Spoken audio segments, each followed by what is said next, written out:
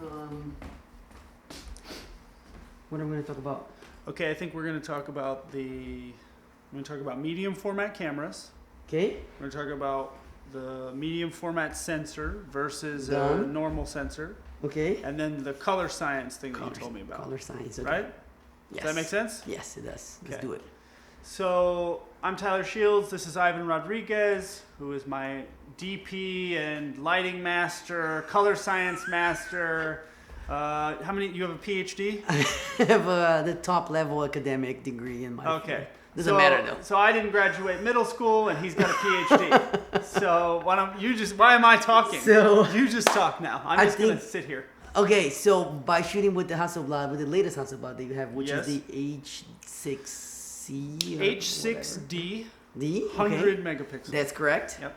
There are a couple things that really stand out from this camera. Okay. The first one is a Hasselblad thing. It's not just this camera; it's a Hasselblad thing, Right. which is the natural skin tone profile that they have. Okay. There's a name to that exactly, which is Hasselblad natural. Blah, blah, blah. We can put that on the screen here. No. What is it? It's called Hasselblad natural skin profile tone or We something. need to know this. God damn it. Okay, hold on. Okay. Hold on. We're cutting. Hold on. It's okay. Just make a quick jump cut. Okay. We already made a mistake. You made it. PhD does not mean you can remember the name of the Hasselblad That's thing. right. What is it called? Hasselblad color natural solution. Right? Hasselblad Color Natural Solution. Natural color solution. Natural color solution. Okay, so what that is when you're talking about tonal range in an image, there are three things that really dictate it. Okay. The first one is dynamic range, which is the capacity to show the bright and the dark and how many stops of light you can show in the middle. Right. The second one is what's called bit depth, Okay. which is how many bits of color you have per color channel. Okay. So you have cameras with 8-bit that will be able to reproduce 256 shades of blue, for example. Okay. If it's a 10-bit camera, it goes up to 1,024 shades of blue. If it's a 10-bit camera, it's like 200 and something million blues. It just goes up exponentially. Got it. Right? So the bit depth is how many shades of each color you have in the camera. And then the third one is a color profile applied to those two other things. So the first thing is the Hasselblad has an incredible dynamic range, and that's because of the size of the sensor and the physical size of the pixel. Right. The bigger the physical size of the pixel, the more light can hit it, the less noise it has. Right. So then you can have a big range, which I think is about 16 stops of latitude is what's called. When you see latitude written. Now is the 16, okay, so really quickly explain to me, if I don't know, what's the difference between bit depth and dynamic range? Okay, two different things. Bit depth is related to color, Okay. which is tones of blue that you can have in, from the darkest blue to the brightest blue. Now, dynamic range is considering a black and white image. You're not considering color. Right. You're considering how much can this sensor handle a highlight until it clips.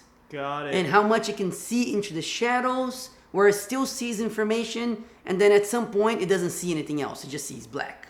Okay. So from the black to the white, how many gradations of color, of lightness you have, and how high you can go into that scale. Right. So cameras advertise this all the time, right? And mainly in motion pictures cameras. So you see Alexa fighting for 14 stops of dynamic range. Red says it has 15. Sony has whatever. The problem with all this advertising, it's not usable dynamic range, which is a different thing. Because they can say, yes, the camera sees in the dark, and then you pull the image and you have that, something in the dark of a red camera. But it's not usable information because there's so much noise into that area. Right. They say, oh, we can see it in the dark, but you can't really. It's just too much noise. Because then the grain comes like... The noise is not even grain. Yeah, it's noise. It's ugly noise. Ugly noise, got it. So then they say, we have 15 stops of dynamic range, and I'll say from my latest testing, and it's not super current, it's about 10 stops. Got it. 11, Got it. Alexa's a little bit more. Hasselblad has effective 16 or 15 stops of dynamic range. So So that's a for anybody out there, if I were to take a picture with my Hasselblad in a dark room, I can brighten it and the entire room will be bright and you can see it. Now, pretty much it. Yeah. on the H4D, we did a test with that, and there was a lot of grain. H5D, there was noise, and there was some noise. Then on this new camera, I mean, the noise goes down the noise, significantly. Yes, there's not a lot of noise at all. And we're going to talk more about why later, which has to do with the size of the sensor. Right. Okay. It's just a bigger sensor. All right. So Yeah. so let's talk about this now, right? Okay. So if I were to take like a Canon 5D, which the sensors, I mean, probably It's like, called like a, yeah, right? It's probably full frame 35. probably about that big, right? That's about right, yeah. Okay. So if I'm doing landscapes, right? Yeah. And I want to have, a proper kind of beautiful sunscape. Why am I better off using the Hasselblad or a medium format than that? Landscape specifically is important because you have so many shades of, you have the brightest spot on the sun, and then you have all these little shades until you get to the dark spot under the tree on the side. So you have this huge latitude in the scene. And what is that called? Is that dynamic range? That's latitude. That's latitude. Because it's related to the scene. Dynamic range is what the camera is seeing. Got like your it. scene has 20 stops of latitude. Your Okay. camera is going to capture 15 of those, which is Okay. great. Yep. It's good. Your camera can capture 10 or 9, or depending on which camera it is. 5. Or 5. if Yeah, it's- yeah, yeah. yeah. But what that means in your Hasselblad is that the size of the sensor, mainly in the latest one, is so big that each physical sensor can capture a lot of light. So you see a pixel as a bucket that can Right. capture the light that hits it. And the more the light that hits it, the less the electrical noise is on that sensor. Right. It gets really nerdy and complicated very fast. But smaller cameras often use a small, tiny nano lens in front of the sensor. Okay. So you have start having all sorts of other distortions and noise and That's other where things. aberrations come from. Aberrations and all come that. from Okay, and all yeah, this stuff yep. on the sensor level. So Got it. the bigger your sensor, the cleaner your image is.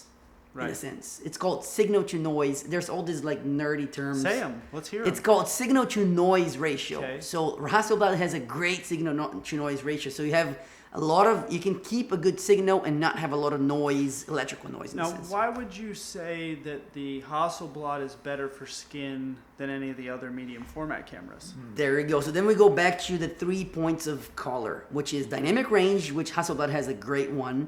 The second one is bit depth, which is the number of bits that you have, and the Hasselblad I think is a 16-bit camera. Right. Most DSLRs that are in the market right now are 12-bit cameras. Okay. So it's an exponential increase of Now, I think what he's saying, just so anybody's clear, if you don't know what this means, the difference between 12 and 16 is not 4. It's to the square. So it's so It's 8 millions. It's millions. Yeah, Okay. it's huge. Yeah. so it's the equivalent of if you have 10,000 versus 10 million.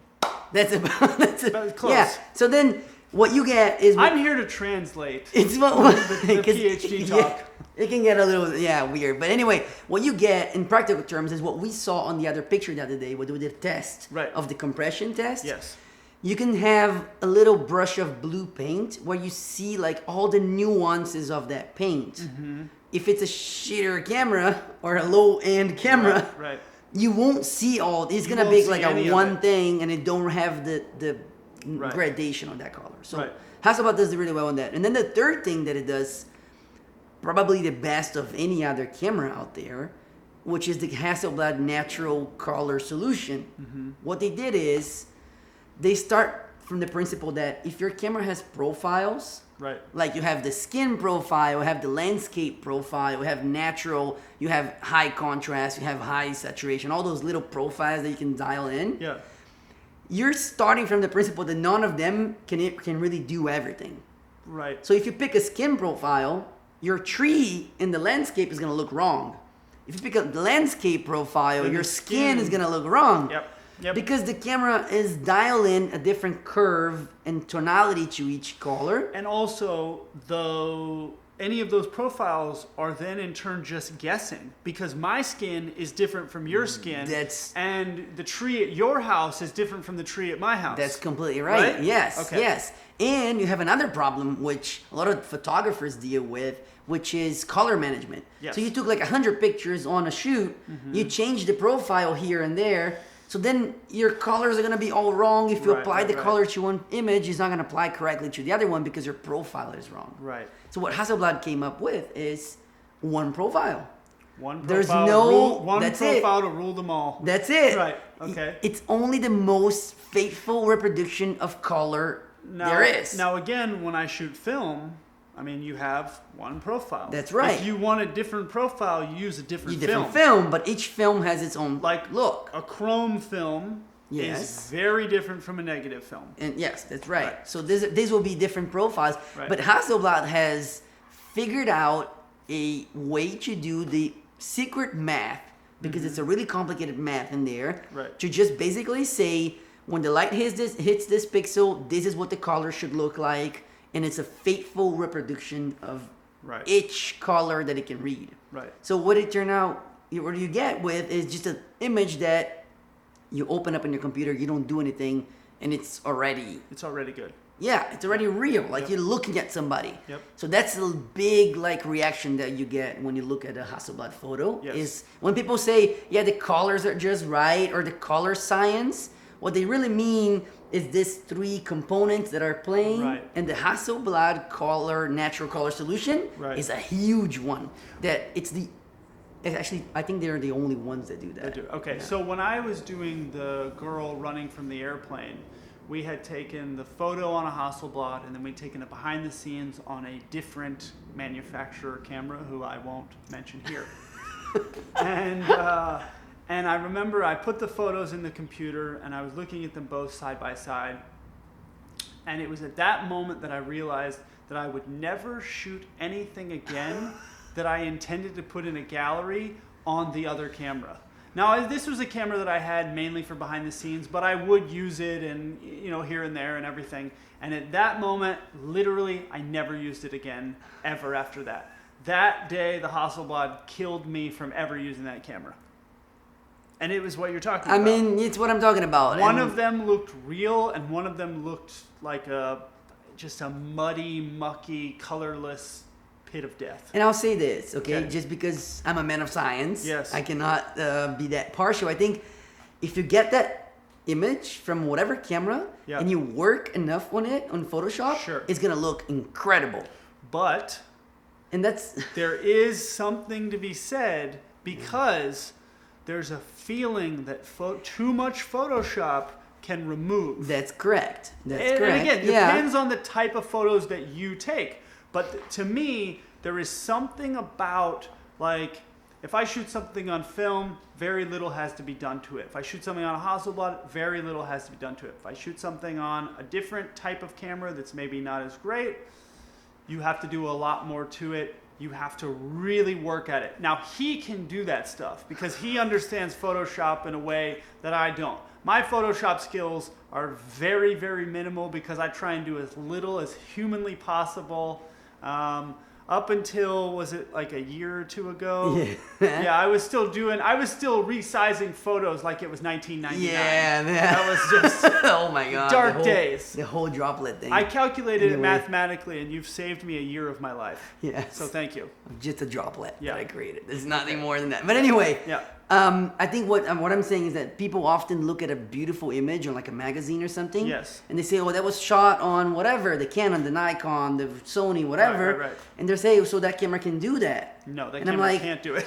The camera plus a Photoshop artist plus all the makeup and all that, so it's a lot into those images, and you can get there. Sure. But it's not gonna come out naturally. I think the interesting thing is, back in the day when you would shoot on film, the photo was made in camera, and now the photo is made after. I think a lot of these cameras shoot raw on purpose. That's why it's called raw. And I think, I'll be fair again, because I'm a man of science. there is a lot that can be done in optical and analog photos in post-production. Absolutely. So if you go to a lab processing, black and white images mainly, you can do all of this photoshopping on a physical thing. So to a certain extent, a photography doesn't have to be done entirely in a click. It can involve the post-production. Of course. But you can't lose what you're saying, which is the naturality of it. It's just there's something to it that is just wrong. Well, for instance, when I did the airplane image, if we had shot an airplane and then the girl and then put them together, it's different. Maybe you can fool some people, but you won't fool everybody. No, because there's something about the hair moving or the fear or the light direction, and all everything. that stuff. Yeah. So there's something different about it. Yes. Now you could make that image in Photoshop. You could. You could shoot 30 photos and stitch it all together and boom. Let me go back to one thing that we didn't mention about the medium format. Okay, tell Just me. to finish this up. The reason why the big sensor is so lifelike. Yes. The photos, they seem like it's a 3D. Yes. And if you've seen these photos printed, big, shot in a Hasselblad or shot in a medium format or even large format like you do 8x10 or 4x4 or all that shit. So that thing is, what really it does is that the compression of space creates a 3D-like image in the plane. So basically to shoot, and to explain this really briefly, tell me if it makes sense, is to shoot what a 35 millimeter film would use a 24 millimeter lens. Right. So you're shooting with a 24 millimeter lens. It gives you a field of view of 24 millimeter. To get the same field of view on a medium format, you're going to be using about a 40 millimeter lens. Right. So you get the same view, but the compression of the space makes the space looks a little bit longer. It falls off the depth of field. The bokeh is different. Yes. All of that stuff is different. So that's what gives you the wow factor. When I changed from 35 to medium format, Oof. Yeah. It was a huge difference, and I couldn't understand what it was that I was personally liking out of it. I just knew that I liked the images better. And I was like, am I just like a snob? And I'm just like, just because I shot it on this. But there is something different to it. And what he's talking about is exactly that. Yeah. So it really comes down to the optics. It does.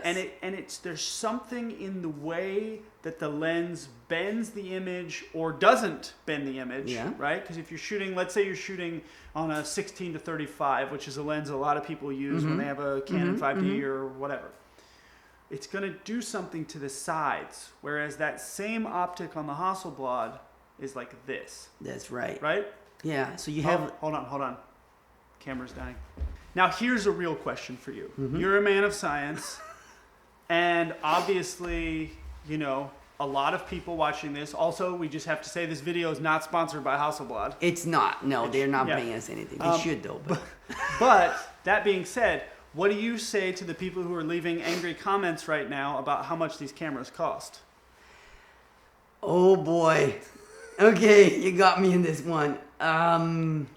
Because let me just say my opinion. Yeah. Okay. Here's the thing. My opinion is this.